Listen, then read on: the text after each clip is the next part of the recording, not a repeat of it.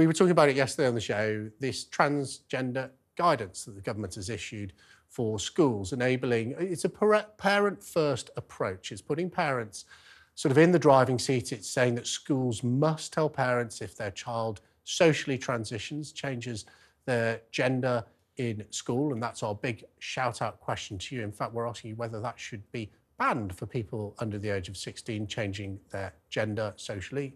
That's a big question. We want to hear from you today. But the government's issued new guidance saying parents should be in charge. Teachers are obliged to tell parents if their child is living in a different gender in school. There's various other things to it. But I think for parents, as one myself, that's the most important thing I've certainly picked up on. But the biggest teaching union, Alicia, coming out and saying, well, we're telling all our teachers they can ignore it.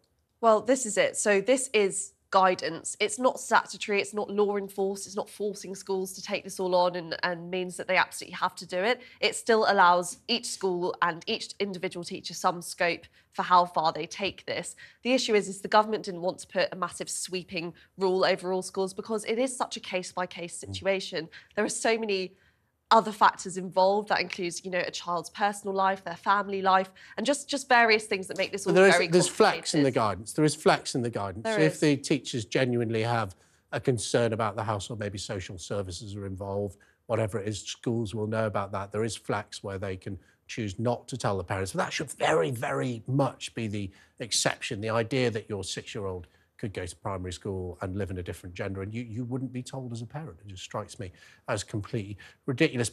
Kate Osborne, Labour MP for Jarrow, has come out and said that schools need to put their students' need ahead of the government's hate and has suggested that teachers ignore this cruel, non-statutory guidance. Now, obviously, she doesn't speak for the Labour Party front bench, but she is a well-known Labour MP. Is that going to be part of the dividing line we're going to see on this at the election? I really hope not, because it's tremendously irresponsible. And it's ultimately, if you've got a teaching union coming out and saying, no, we're going to tell our teachers, state employees to ignore it, and then you've got Labour MPs coming out and saying, no, you should ignore it.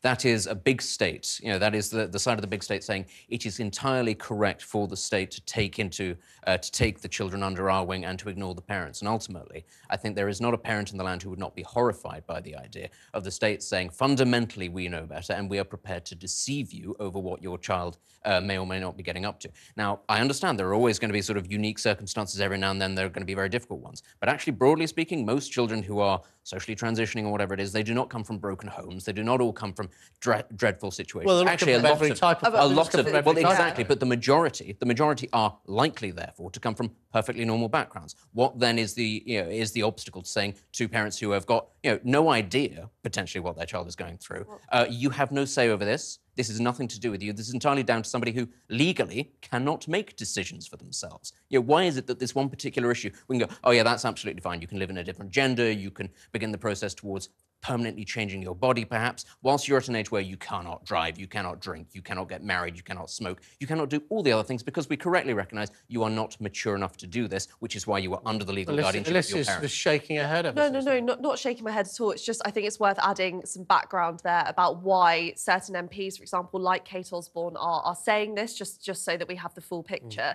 And the reason they're saying this is that there are obviously some children who do come from broken homes, and the definition of a broken home is obviously impossible to define. But the worry is it's a safeguarding issue, and the worry is that some parents will be, really against this. The child will then suffer, and that there's just so many things about that, and they're worried about the child's safety.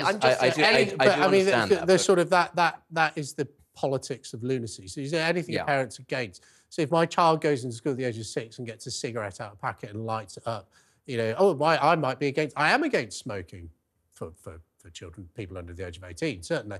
I am against smoking, say, because I'm against that. The school shouldn't tell me that, my child sort of lit a cigarette or been abusive in some way. The idea that this would be kept secret from parents is just ridiculous. You've got a situation here where potentially the majority of children could make very dangerous decisions when it's only a very small minority that actually need the school to intervene, but that the school will just apply sort of a carte blanche policy. I don't see that that is a fundamentally good thing to say, oh, well, in order to protect a very small group that we could intervene on, we're just going to say, at large, no, the parents have no say in this. That's wrong.